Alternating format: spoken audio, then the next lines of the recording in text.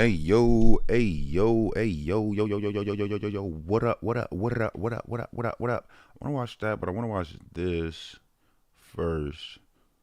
But I'm gonna be stopping it. I'm basically like doing like a review of what I think Spring into this dude savings this moving season with Pods. Save up to they talking about. 25% now on moving and This might end up being one of the strangest moments in the history of popular culture. Not just music and rap, but actual popular culture. Now, I'm not going to be the only person who's talking about Not Like Us by Kendrick Lamar, okay? But I do really want to emphasize just how singular of a moment this might end up being. That's what I'm bringing to the conversation. I'm also going to somehow get to another Monty Python reference. I'm not even a big fan, but somehow it's speaking to me now. And so I'm trying to have an interesting angle. If you didn't see my last video, I talk a lot about how I'm uncomfortable even talking about this beef because to a certain extent it feels like it's turning art into content, but that's too simplistic. This is what's happening right now in the culture. It's taking all the oxygen, but we need to talk about it. When I say the culture, I don't mean like the hip-hop culture, although that's certainly true too. I mean the American culture. Everything in popular culture, okay? This is Star Wars in 1977 levels of attention and thought. Okay, now I need an angle here because I'm not the only person talking. All right, hold on. Let me stop that real quick. Freaky ass nigga, yeah, freaky ass nigga. 69 God, yeah, 69 God. 69 God, yeah, 69 God. Freaky ass nigga, yeah, freaky ass nigga. What's good, D Salsa? 69 God. Oh shit. Freaky ass nigga, yeah, freaky ass nigga.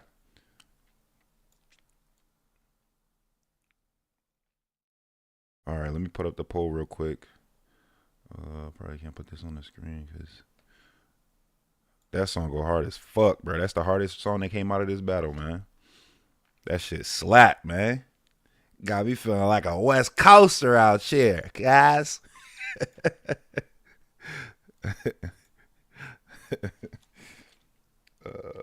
Who won?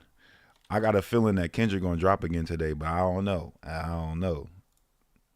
We gonna put Drake. Okay,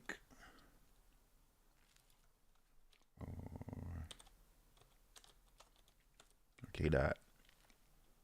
Let's go ahead and start that poll. Freaky ass nigga, yeah, freaky ass nigga. 69 God, yeah, 69 God. About this. There's actually probably about 1,000 people on this very site talking about it. This dude did a good breakdown. And if you're only going to watch one person, don't watch me. I suggest you watch Justin Hunt, the company man. His work is the best mixture of sort of informative, very well. Justin Hunt? It's very informed, but also very entertaining, and he has a very good view on things, and I really think his work is the best. So I'm going to try to not repeat everything that he said, but sort of build on the general discourse with the kinds of things that I can add to it. Okay? I'm just trying to add to it. One of my favorite things that he said, a reference that he made, he used a term that I actually already had in my head. This happens a lot when you're like a researcher or an academic. You read someone else says what you thought, and you're like, damn it, because like you want credit for thinking this great thing, but someone else said it before you did, so it doesn't matter. The term that he used was world building, and I think that's really what it is. Kendrick Lamar has been building up a world around Drake, around this beef. He is establishing truths and then working on those truths. Now, be very clear, these aren't necessarily truths. These are the truths that Kendrick is presenting. We don't have evidence on all this. I'm not here to determine what's true. Hey, I heard Black Twitter found his found his kid, his daughter. What's cool is that Drake is doing, Kendrick is doing something. I keep mixing up their names. Kendrick is, I don't edit, by the way. If this is your first video of mine, welcome. I usually don't do videos like this, but I've now done like 6, so maybe I do. Maybe I'm a reaction YouTuber after all.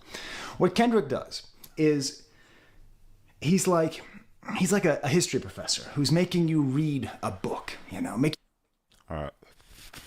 So this dude right here, Professor Sky's record review. I just saw this. I saw the beginning of this one. He did like a review of Drake's The Heart Part 6. And he broke that down pretty good. So I wanted to see what he had to say about this song. Because this is my favorite song out of all the shit. Not like us. Like out of everything that was dropped, this is the hardest one.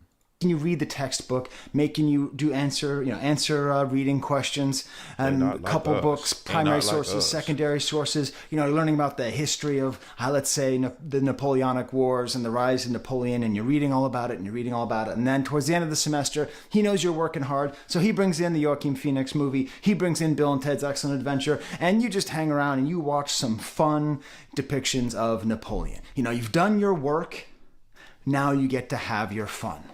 Not Like Us by Kendrick Lamar is us getting to have fun. We've been doing all this thing. Now let's have some fun with, I can't even say what we're having fun with without getting demonetized. Hence the strangeness. Kendrick Lamar himself uses this tactic all the time.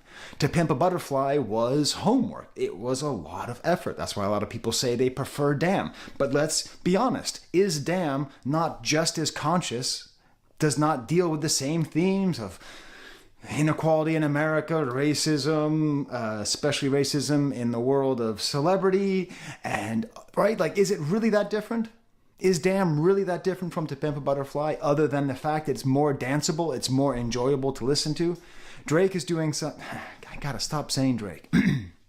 Kendrick is saying something very important. He's doing something very important. And that's why I have this guy back here, Jean de La Fontaine, who wrote Les Fables, the Fables. Now, Aesop wrote the most famous fables, but La Fontaine reworked some of them, and a lot of the fables that you know come from La Fontaine. And he had a principle, which was his goal was to... So I'm just reviewing this, his review of the song, basically. So I'm going to have to stop it since I am on YouTube, and I don't want them to copyright strike me. Basically just breaking down what he breaking down, you feel me? But I am going to subscribe, and I'm going to share his link for y'all if y'all want to subscribe to his channel. Show him some love for the content, you know what I'm saying? There we go, and now we'll continue. Et instruire, which means to please and instruct. And that's what a good teacher does. You don't just teach, you don't just please, you please and instruct. In one song. So Meet the Grams was I like everything that Kendrick dropped. It was non-melodic. It was a killer beat. Alchemist made a killer beat. But it was establishing the dark truths of the OVO camp of Drake. It was a bummer. We don't want to listen to that song again. I don't. I can't speak for you. Do you want to listen to that song again? No, you listen to it once to get the information. You might watch the Napoleon movie multiple times. It's actually pretty good. People really kind of talk down on it, but there's very interesting choices made there. It's a pretty strong movie. Some weak parts too, but generally a strong movie. But you might come back to the movie. You're probably not going to go back to your France in the 18th century textbook. That's crazy. Right? And so that's why this song is so important, because DJ Mustard made a party jam. I mean, the beat itself it's funny because it's structured the exact same way as the Alchemist beat for Meet the Grams, where you have a sort of interstitial part that serves as an opening, like almost like a recorder or a flute, and then it busts into the main part. But instead of the mournful descending piano sounds of the Alchemist beat, we have a West Coast bop. The man said a West Coast bop. Oh, nah. Sleeping with children. Oh, nah. The greatest crime known to human beings. Okay, then let me tell you exactly why. Let me tell you exactly the moment where I understood how bizarre this moment was. The song came out, and do you know how I knew about it? I was looking through my comments on my last video. The last video where I talked about how you have to talk about things so quickly because things keep on coming out. I was looking at those comments, and I read from one of you, I forget who, I apologize, he did wave the white flag on the last song. He dropped. We need another album. So, we need another review. Kendrick dropped. I'm not going to get his name wrong this time. Listen, I think FT Signifier called it Family Ties every single time he talked about Family Matters. So it's a YouTuber thing, right? We get to make these little mistakes.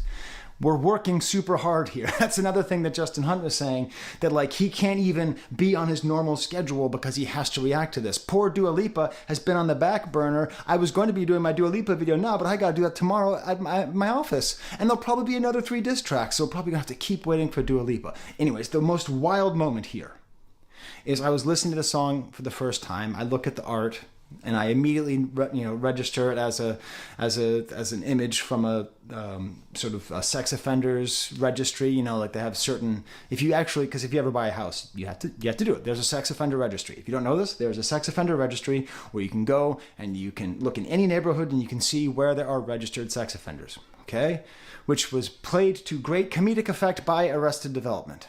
The only other people I know who are able to make the sexual abuse of minors something funny, that and this song. So I was listening to the song, and then it was bedtime. So I have a 16-month-old daughter. I have a little baby, cute little baby. So I'm carrying my baby, and I'm getting ready, and I'm grabbing her water bottle, and I'm opening up the gate to go up the stairs.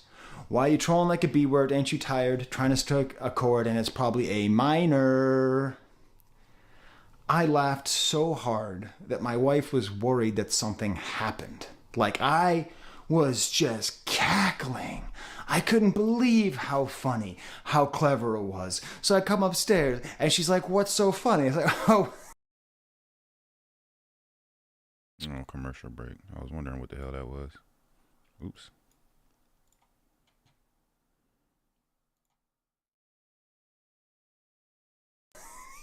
You're going to love this. So there's a very, very powerful person who is being credibly accused of sexually abusing underage girls. It's funny stuff. That's the moment. That's what I'm talking about. This insanity where we're able to laugh at it. And this is the genius of Kendrick. That Kendrick set us up with the dark, sad version of it first, so that we read all the history and we have it, and we know that we're taking it seriously, and we know that it matters, and we know that the truth is, dear Sandra, we know it's all that. But now it's kind of like funny. It's a super hyper compressed version of comedy equals tragedy plus time. In the internet age, time has a new meaning. Time moves faster than it used to move. Okay? Comedy equals tragedy plus time. Waiting for Kendrick to drop another one. For years and years and years. You don't believe it? How many Titanic jokes have you heard? That was a travesty. How many times have you heard people laugh about King Henry VIII and all of the women that he murdered? All of those women who he murdered in cold blood. Oh, damn. I'm Henry VIII, I am. We just laugh about it, okay? Okay? This is what happens. And at this point, Kendrick made a song that pleases us and makes us dance. A minor, while we're talking about the most serious crime. I am holding my baby, and truly, if you are a father of a child, the thing you fear the most, on equal par with murder, is sexual abuse. Okay? It's a very, very, very serious topic. It's the thing you fear the most, and I'm holding my baby, and I'm laughing at the topic. Justin Hunt also alludes to that when he talks about the idea that there's going to be clubs filled with ladies dancing to Certified Lover Boy, Certified PEDIAP. You know what I'm saying? The files of the pedia kind. You know what I'm saying? Like, that's amazing. And how does Kendrick do it? It's because freaky ass nigga. He a freaky ass nigga. Because he's a super genius. Now, I called Drake a genius in the last video. A lot of people don't like it. I'm sorry. You're just gonna have to deal with it. Drake's a genius. He is. He may not be a genius of the same caliber as other great rap geniuses, but he's absolutely a genius. Okay? But oh my god, this is the thing. Kendrick does what he does and can do what Drake does for fun. Drake does what he does, but he can't do what Kendrick can do. Kendrick knows, how do I make this stick? How do I make people dance? Certified, da-da-da, whap, whap, whap, whap, whap, whap. Like that, just going the whap, whap, whap, whap, whap, whap, getting us to dance, getting us to when we hear that when we're in the club. I'm not in the club. I listened to the song like 4 times this morning because every time I played it, my baby, she does this. She does the sign language for more. She's like, mo, mo, mo, because she just wants to hear the song because she's 16 months old, but she knows the song is a bop, as you kids would say. And part of it's because every time it says certified, ba-ba-da, whap, whap, whap, whap, whap. The charisma, the mastery of what he is doing is just total. Because he seen the was video, able to just OG? say, okay, you want a club He was on thing, stage here's a with club that thing. 17-year-old? Here it goes. You want something catchy? You think Bro, I seen can't that on do it? Twitter You this think I morning, can't bro. sell That out nigga's a on a dime? certified Should I choose to? PDF file download. And there's Anyways, and like he's just wop wop wop wop. And what's the line that follows wop wop wop wop? The final time, I'm willing to do all that on stage. Imagine what he's willing to do when nobody's looking. Rhymer, Mr. That's Vocabulary, Mr. Morale, Mr. All these great things, Mr. Pulitzer Prize winning master of poetry and highlighted rhymes. I'ma do my stuff. He's dumbing it down to make sure that the message gets through to everybody. Damn made sure that the message got through to everybody, because not everyone was going to listen to Wesley's tune or whatever, right? Wesley's tune. Not everyone was going to listen to that. But everyone's going to listen to Be Humble. Not everyone's going to listen to Meet the Grams. But I'm going to do my stuff. Oh, no, he got to stop with that. So let's go through the verses fairly quickly. Starts off with a quote from Billy Joel Embiid, I See Dead People, from the movie Sixth Sense. And he starts off with like talking about like people going to Compton like they're tourists, which is an interesting idea because it's sort of commenting on the way that Drake tends to move around in spaces like Houston, Atlanta, Compton, and isn't really in his home, and he's just sort of treating it like he's a tourist, pointing at things. And then he makes reference to John Stockton, the thing about passing a body. I think that's on purpose because Stockton is also in California. It's another place in California. I don't know. But that sets it up. The second verse, and this is his genius. Like, I could do a whole video just about the genius of the way he's setting everything up in this song.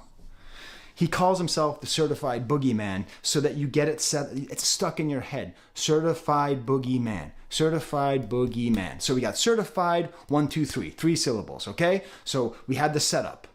Boogeyman replaces lover boy. So he's the boogeyman, Drake's the lover boy. He's playing around with these syllables, with these sounds. He's setting it up. Look out for your little sister. He's just going after. Where before, he was being kind of oblique. He was being kind of like implying. Here, he just simplifies the case so strong. He talks about all people who surround him, about how they also are abusers. And then he ends it with the thing of certified ba-ba-ba, wop-wop-wop-wop. Wop, wop, wop, A minor. wop. I think that's intentionally satirizing, like Dave Free. He's imitating the exact same place in the song where I know, I'm slacking, Drake bro. also did a little sing-song imitation mockery. And then we get to the chorus, they not like us, they not like us. A really important They not like us. idea where he's establishing that there are two camps, and there is the us, who I assume does not include me. I'm gonna get it out soon, man. I'm working on it. But includes Black American hip hop culture. Okay, I believe that's the us, and then the they being OVO camp. That they are not like us. I believe that is the they and the us in this song. Okay, I don't think that puts non-black people in the hip hop culture in the they category, but I think that's the idea. They not like us. They not like us. Hey, I can't wait to bang that shit in my truck. I still ain't banged it in my truck, man, because I had a day off yesterday. I mean, I had a day off yesterday, so I was at home. I was vibing in it. I was in my living room listening to that shit. But I got the what is it? What you call it? And then we get to the third verse where he's more threatening, like the last track was threatening, but essentially implying that he's going to be killed because if he goes to Oakland, Tupac's fans will be mad at him. Then he restates what OVO stands for. And the problem that Drake has is that I don't know what OVO stands for. I don't know. I've reviewed like 11 Drake albums. I don't know what OVO stands for. So now, I just think it means what Kendrick said it means in here. And then Misfit has the best part of rapping where he actually and your homeboy needs a subpoena, the Predator move in flocks, name got to be registered and placed on a neighborhood watch. I lean on you, and this is what's funny, on Rap Genius it says, like another line of walk, but I believe he says, like I never learned to walk, but Mr. Morale, Mr. Perfect Rapper, does not pronounce clearly here. Does he not pronounce clearly because he doesn't know how to pronounce it? No, he left in a verse that gets more raw, because it's part of this song. It's not polished, it's raw, it's coming straight out. I lean on you like I never learned to walk, that's all that's on me, I'm gonna send it up the puck, hey! Like he's just building up all this energy in this verse. This is by far his best sort of lyrical mastery in this whole beat. sweet chin music, and I won't pass the aux. Won't pass the aux is the new term that kids use these days. In my day, it was who has control of the radio, who gets to put in the next mixtape. Here, I won't pass the aux chords so that you can play your music, and that's what he's doing. He's not passing the aux. Drake released a song. 30 minutes later, Kendrick released his song. 22 hours later, Kendrick releases his next one. He has the aux. Drake can't get the aux back. How many stocks do I have in stock? A, 1, 2, 3, 4, 5 plus 5, implying he has 10 songs. 10 songs. I'm going to be doing this 6 more times. And then as the song ends, he starts doing more kind of like standard rap beef stuff. Like he quotes, God's Plan and Family Matters, quoting Drake albums and Drake songs. Shout out to Cal Truchesta. This that kind of cheesy rap battle stuff that people do that seems like he's doing it to just sort of be like, yeah, I could do that too. And then it seems like he's getting increasingly stupid and catchy on purpose. And feels to me like this is a satire of Drake. He mentioned the 2C slide in the last song, and I think he's satirizing the 2C slide. Like, freaky ass, he a 69 god. That's not that good of a diss. Like, instead of a 6 Freaky god, ass, calling him a nigga. 69 god. There's nothing inherently immoral about being a 69 god. They're not in particular, but he just keeps repeating it to the point where every time you hear Drake call himself a 6 god, you're going to call him a 69 god. It's weird and it's catchy, and he knows what to do. He knows what to do, which is why this is the weirdest moment in popular culture history. If this song is as big of a hit as it seems that it must be, we might end up having a jam that is so popular and ubiquitous that everybody sings it and knows it, that it's played at weddings, and at the very center of it is the worst crime known to humankind. That's crazy. That's the bizarreness. That's what I'm talking about. I even think that the very end where it says, let me hear you say, oh, V-ho, stab this way. I think that's very clearly a satire. Satire is when you imitate something and you exaggerate it to the point where you're making fun of it. That's the actual definition of a satire. Okay? Are you my friend? Are we locked in? It gets so thin. Even the bam bam bam bam gets dropped out. Even that gets dropped out. So like, I think he's making fun of Drake by doing what Drake can do. But like most good satire, it doesn't necessarily read as satire because it's catchy. Because what Drake does is catchy and it works. And 2C Slide's a good song. I'm sorry to say, it's a good song. Right foot right, left foot right foot left, whatever it is. That's a good song. What's a good up, song. Garrett? That song was okay. It's a good song, dude, you know? It's corny, but he's funny. It's catchy. It's fun. It's silly. And so is this. Now, the final bit, you'll notice I skipped something, which was the bit about Atlanta and the history of slavery. If, by the way, I pitch this book as often as I can. If you don't know the book, Rap Capital, Atlanta Story by Joe Coscarelli, it is just a truly masterful book about the history of Atlanta and rap and the way that rap music in Atlanta is made and spread. And it's called Rap Capital because, first of all, this is a thing which is just the truth. Atlanta is the rap capital of the world right now. I'm sorry, East Coast, West Coast. I'm sorry, it's just the truth. This final bit, New York where is first of all always the he Mecca. calls out Drake for talking about slaves, which I think is an interesting idea, right? Even though Drake is, of course, descendant from African American slaves himself. So, again, does he have the right to say that word in that way? That's not for me to decide. Sorry. I am not of the culture. I am observing the culture. Okay. Still, Level interesting debate. 239, my boy. But he gives a little history lesson about the way that slavery worked, and in particular, the way sort of Reconstruction era South worked, where black bodies were either abused through slavery or through virtual slavery, through like sharecropping and all sorts of nefarious, underhanded racist systems that got a lot of labor for a little bit of money, and that ended up benefiting the middle class and upper class white people who would come in and extract all the profit from Atlanta. And so by targeting Drake this way, it's now becoming clear that this was what the song was about. Each single time Kendrick comes out and he says something, he's bringing something new. Okay, he's doing a good thing. He's doing a very smart rhetorical trick where he's reminding you of the last thing while introducing something new. So we're being reminded of all the SA accusations and all the PED accusations and all that stuff, all of that, but then he's introducing something new. And there's something new is that he's an exploiter of Atlanta.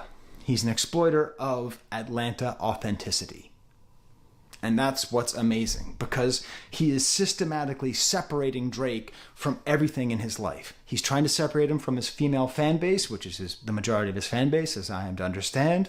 He's trying to separate him from his American fans. He's trying to separate him from his black fans. He's trying to separate him from his family. He's trying to separate him absolutely from everywhere.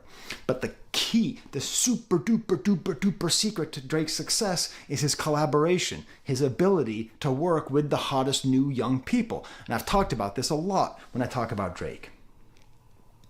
By the way, every single thing that is said about Drake could be easily said about Kanye West. Kanye West is doing the exact same thing in Atlanta. I know he was born there, but he's not an Atlanta rapper, okay? Okay? I mean, Metro wasn't born in Atlanta, but he's an Atlanta artist, okay? St. Louis, I believe. But this idea of not a colleague, but a colonizer, it's true, but I want to make it a little bit more complex, because it is true. It is true that there's exploitation going on here, where Drake is extracting authenticity and street credit. Kendrick goes through down the line, right? That Future gave him songs that will hit in the club. Lil Baby gave him vocabulary. Thug gave him sort of gang credibility. And 2 Chainz, everybody who's worked with 21 Savage gave him the street cred. All just those one more, things. Kendrick. Come on, one more. It is true that Drake received a lot. Gotta beat the dead But horse, man. let's also address what is sometimes the complicated truth of colonization. Now, my history is largely on the colonizer side. I have Scottish ancestry, so I'm sure I was colonized by the Romans at some point or by the British at some point, but whatever, doesn't matter. I mean, it does matter, but what this is making me think of is 21 Savage and Future, they were exploited by Drake, but did they get nothing? So this is where I want to quote Monty Python and the Life of Brian. There's a famous scene where we have revolutionaries who want to fight against the colonizing Romans, who are talking about how they haven't given them anything. And they keep on arguing, but actually we have gotten something. They've bled us white, the bastards. They've taken everything we've had, not just from us, from our fathers and our fathers' fathers. And from our fathers' fathers' fathers? Yeah. And from our fathers' fathers' fathers' fathers? Yeah, all right, Stan, don't labor the point. And what have the Romans ever given us in return? The aqueduct? What? The aqueduct? Oh yeah, they did give us that. That's true. And sanitation? Oh yeah, the sanitation, Reg. Remember what the city used to be like? Yeah, all right, I'll grant you the aqueduct and the sanitation are the 2 things the Romans have ever done. And the roads? Well, yes, obviously the roads. I mean, the roads go without saying, don't they? But apart from the sanitation, the aqueduct, and the roads, irrigation, medicine, education? Yeah, well, fair enough. And the wine? Oh, yes. There's something we'd really miss, Reg, if the Romans left. Public baths? And it's safe to walk the streets at night now, Reg. Yeah, they certainly know how to keep order. Let's face it, they're the only ones who could keep order in a place like this. Right. But apart from the sanitation, the medicine, education, wine, public order, irrigation, roads, a freshwater system, and public health, what have the Romans ever done for us? I only say that. The Romans were terrible colonizers, but the truth of the matter is also those things. So when we're talking about Future, and we're talking about Lil Baby, and we're talking about 2 Chainz, we have to question consent. Did they not consent this collaboration? Yeah, were they not searching for it? Is this not perhaps a question of symbiosis and not parasitic? So you can call Drake a vampire, right? And I call Drake a vampire and I call Kanye a vampire because they constantly work with younger people who are hot right now. And they sink their teeth into their necks, but at the same time, those younger people take the respect and the money. So I'm imagining this scene playing out with Lil Baby and Future sitting around with 2 Chainz talking about what has Drake ever given to us. And ending like this. Right. Apart from the number one songs, the mainstream acceptance, the money, the women, the sold out stadium shows, the worldwide tours, the huge videos, the advertising deals, and the access to all the hottest and most impactful artists in the world based off the back of his name, what has Drake ever done for us? So I think that's true too. So It's a very interesting claim that he's making, and I think it's true, but it's also denying a lot of agency on the part of Lil Baby and on the part of Future and on 21 Savage. And that it's perhaps ignoring the fact that it's a symbiotic relationship. But who knows? That's a fact. What will happen next? Will Atlanta rappers be hesitant now to give their life force to... This is the one that I was watching, bro. We gotta check this shit out because he broke this shit down. And it was kind of what I was thinking when I was listening to this new Drake song, man. I'm like, something ain't right about this. Like, it sounded like he quitting to me. You know what I mean? Like, oh, I don't want to rap no more. I know you're going to drop like 6 minutes later and shit. Be qualified to talk about this? What I watched Dead End Hip Hop. They had a pretty good review of this song. Go watch their stuff instead. No harm on me. There are clicks to go around. There's so many clicks to go around. But I'm going to try to add something to the... I try to add something new. And the way I'm going to do that is by describing the way that Drake succeeded with this song, The Heart Part 6. The one way, the one point. He got 1 point. In my opinion, one touch. The title. Calling it The Heart Part 6 when Kendrick is most certainly planning on releasing a song called The Heart Part 6 in his The Heart series, preceding the release of each of his albums. He took that. Good job. He did it. But then in every other metric, I think he completely failed, and I'm going to explain why. The issue is, I think, though, the way that we talk about this is framed wrong. Because the question is, who is going to win this battle? Kendrick is going to win this battle. But who is going to win the war for the soul of hip-hop? I think Drake is still going to win. I don't think it matters that Drake can't win this battle. I don't. What Kendrick is trying to do is commit a Drakeotomy. Remember in Half-Baked, Dave Chappelle, I need a Backiotomy. You know, like he's trying to do a Drakeotomy. He's trying to take Drake out of the whole picture. Separate him from his fans, family, collaborators, all that stuff. But I don't think it's going to work. As I said in the previous video, Drake is a Trumpian-like figure. We are just fanning his flames. He is just getting more attention. And I could be wrong. Timestamp this 2 minutes and 3 seconds in this video. I'm telling you, I'm giving you the guarantee, no matter how hard Drake loses this battle, and I think he's going to lose it super hard, he will have a #1 album within the next year. He just will. He's just that big. He's just that popular. He's just this good at being popular. Okay? So, all that being said, he's still going to lose this battle, which is the thing that we're thinking about. And he's going to lose it in multiple ways. These are the three. I'm going so goddamn internet on you. I'm giving you a list of 3 reasons that Drake completely failed with this song, The Heart Part 6. And I mean completely failed. The first one is simple. It's all defense, no attack. Okay? He's just sitting in a low block, hoping to weather the storm, hoping 90 minutes go by and no one's able to score a goal on him. It's not even a song. I mean, the beat's fine. It's like maybe the 7th best beat in this whole beef. It's kind of weak. It's kind of repetitive. It starts off with that Aretha Franklin sample of, show me the proof, but then it doesn't come back. Basically, it's just, it's like a voice note with like some generic beat put in behind it. And the whole thing is just served for him to be delivering.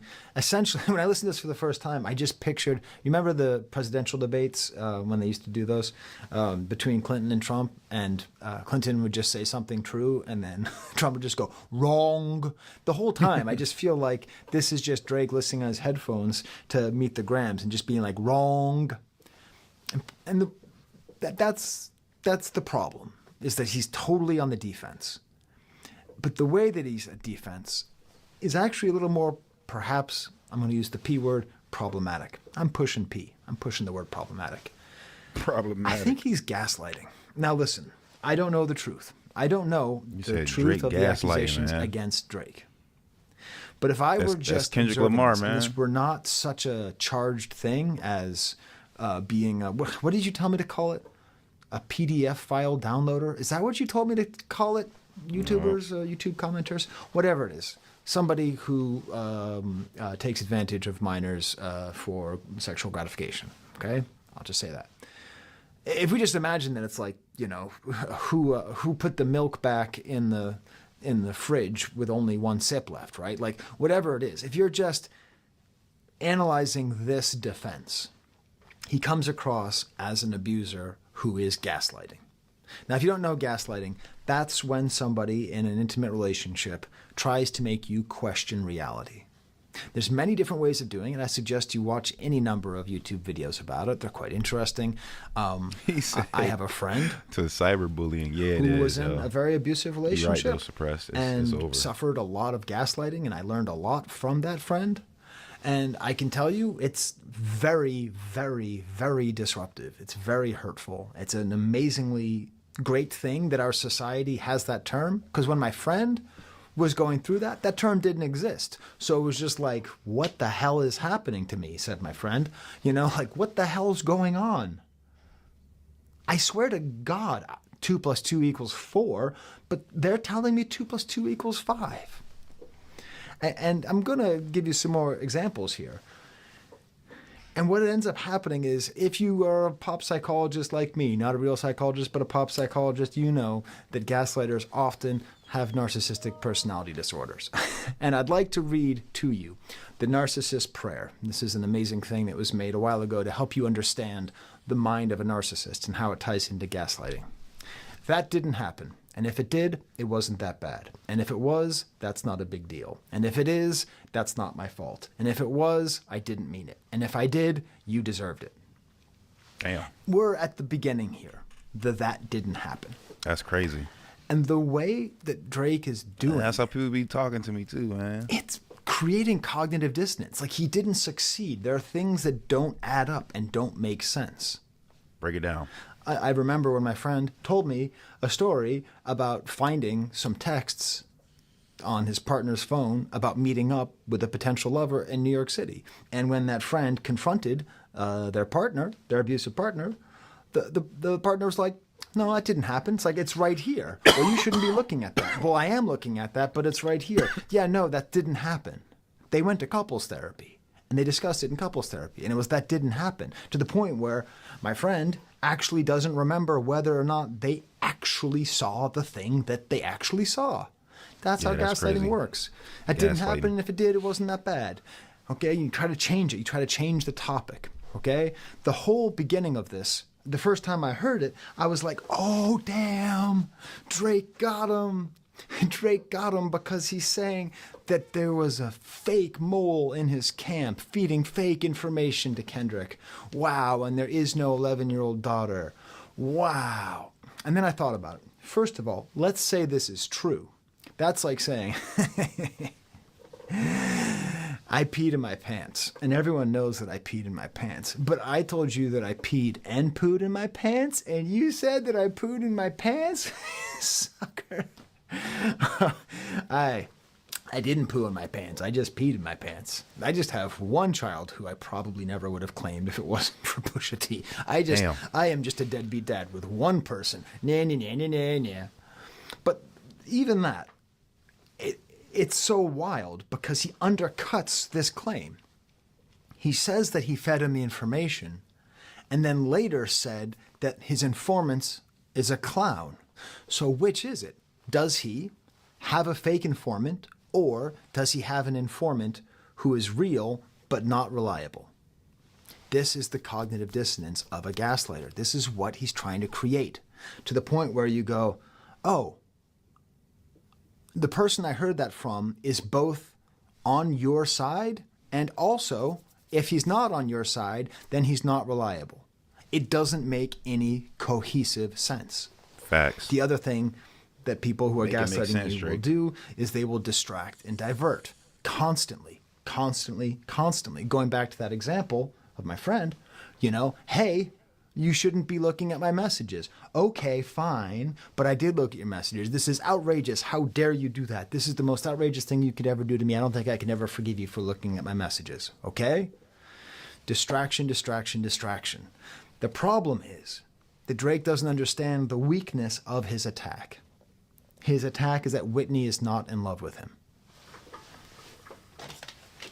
Oh, it's coming back. I made a video a couple videos ago about the fact this whole beef is just an addendum to Mr. Morale and the Big Steppers. This whole beef is unintentionally advertisements for this album. This whole beef is a poppy, fun way of mediating all of the themes in this very dense and unfun album.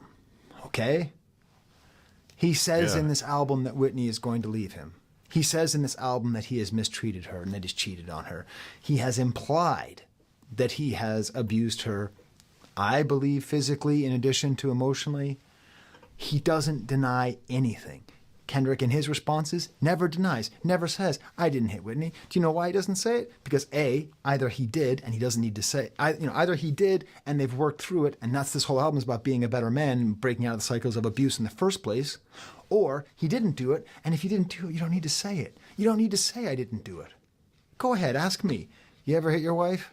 I'll be like, no. And then you're like, yes, you did. I won't even respond to you. I won't even be like, well, actually, I won't be like, show receipts.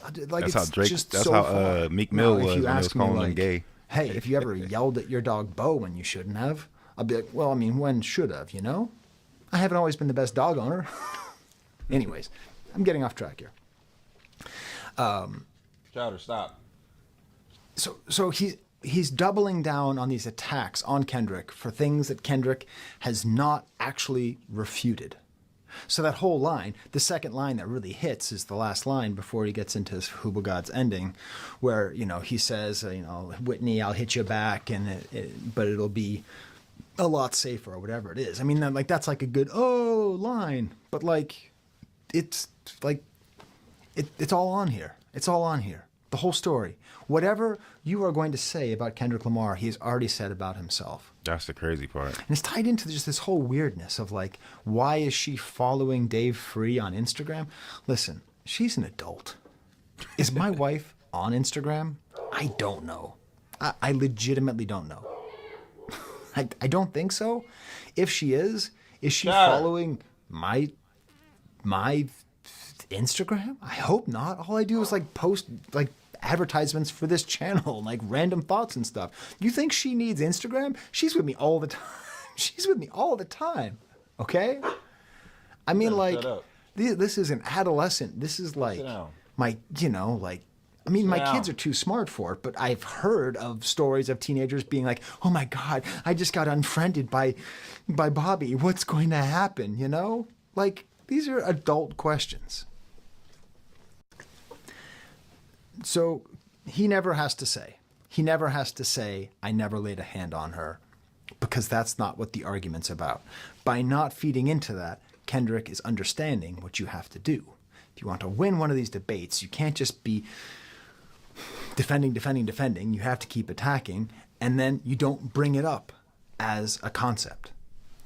And what this does, I'll put you up there, Kung Fu. The other thing that this does Kung Fu Kenny. is, or that abusers do, that narcissistic abusers do, is they do what's called a flip, the narcissist flip. So he is flipping around his own flip. So there was an attack on Drake, and then what Drake is doing is trying to change the topic, trying to change the subject, trying to make it whether or not he hit the mother of his children at some point in the past 10 years. And he flips that around on Kendrick, saying, you'd rather grab your pen and misdirect it. Like, he's actually flipping on a flip. He even tries to flip it around, trying to make it seem like Kendrick is the one who has problems with histories of molestation and SA, right? He's trying to flip it around because of Mother I, which we're getting to soon. He's just flopping all over the place, just denying so much stuff, saying he's too rich to be...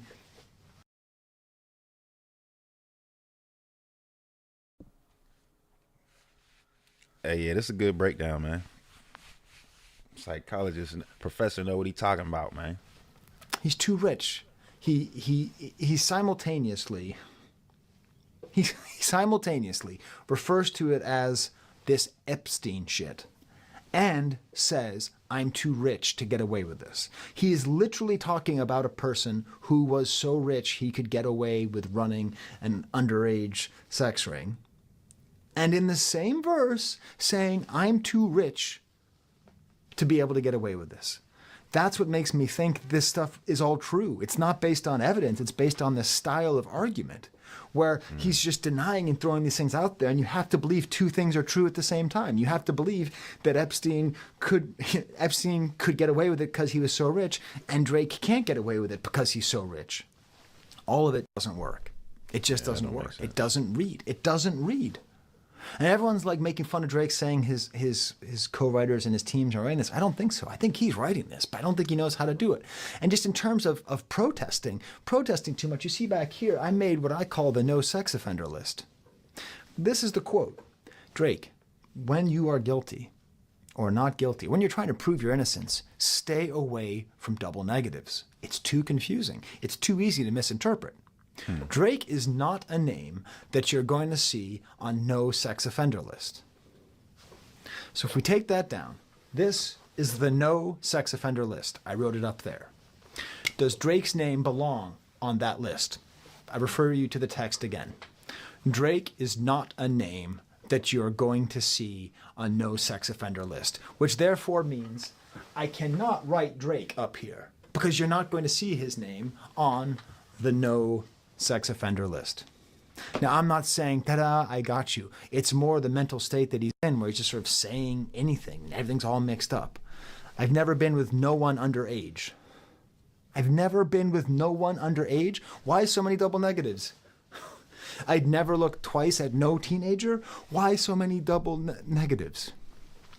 But going back to the third reason that he's failed is that this song, more than any other song, is an advertisement for this. How many people have gone back and listened to the song Mother I Sober? How many people who I bet gave up on this album because they thought it was too dense and they wanted to be more like Damn, which is understandable but unfortunate because it's such a great album. It's understandable though. I don't make fun of anybody who did not dig this album. It's very hard, very dense. It doesn't mean you're small-brained. It just means that you weren't up for this album at the time that it came out. That's totally okay. But you're missing out on some great music, some great culture, some great rhymes, all that stuff, and you're missing out on the song Mother I Sober. Now, I've been talking about Father Time because that's the one that relates to me the most because my dad recently died and because I'm a father and all that stuff, but holy cow, he directly references Mother I Sober. So you have to go back and listen to this. Now, the weird messed up thing is he takes this fake position of empathy. Okay, so first of all, he misreads the text. He reads the text. This is why it's very important. Critical thinking skills are very important. This is why it's the most important thing you can learn in college is critical thinking, reading comprehension. I'm not trying to be patronizing. I'm just trying to be honest. I'm trying to be clear. It is the fact that one could listen to or read the lyrics to the song Mother I Sober and conclude that Kendrick himself was sexually abused is completely against the sense of the text. The text itself is about generational trauma and about the fact that his mother assumed that he must have been abused because of the abuse that she suffered herself. It's about the presumption of it, not about the fact of it. Never lied, but no one believed me when I said he didn't. He's talking about shivering. He's talking in this frail, broken voice. He's talking about not being believed because the cycle of abuse going back, generation after generation after generation. He explains how many people were abused and taken advantage of and mistreated and R-worded all over the place. And what does he say about it? He wasn't touched, but he was still affected because he was constantly chasing manhood.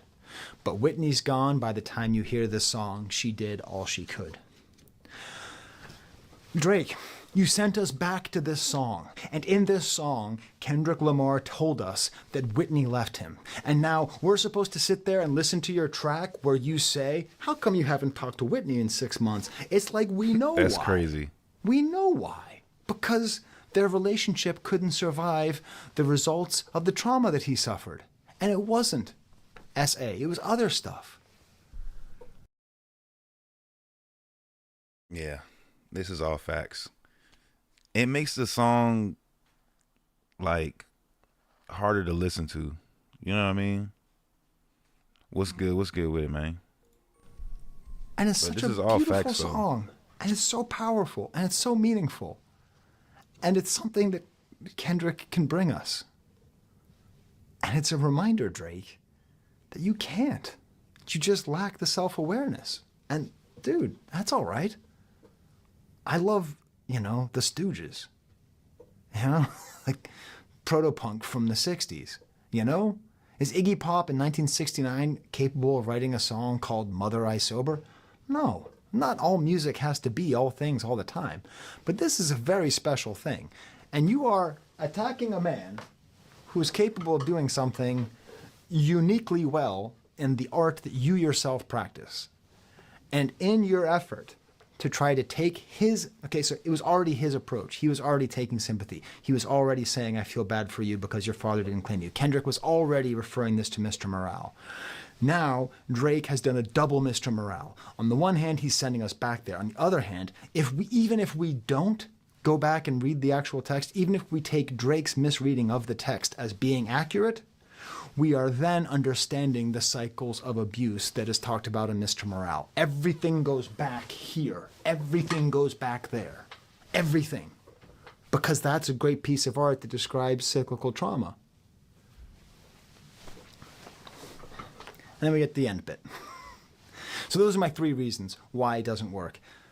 Strictly on the defense, he's exhibiting all of the traits of a gaslighter, and he's making advertisements for Mr. Morale. The end bit is just a little bit funny because I like to talk about comedy on this channel, just for reasons. And just the way that he's talking at the end, you may or may not know, I'm a big fan of Homestar Runner. There's a song called Everybody to the Limit, and there's this bit at the end of the song where the character Strong Bad, it's like, come on, Fahubo guys. Everyone just, feels sorry for you. I mean, I do.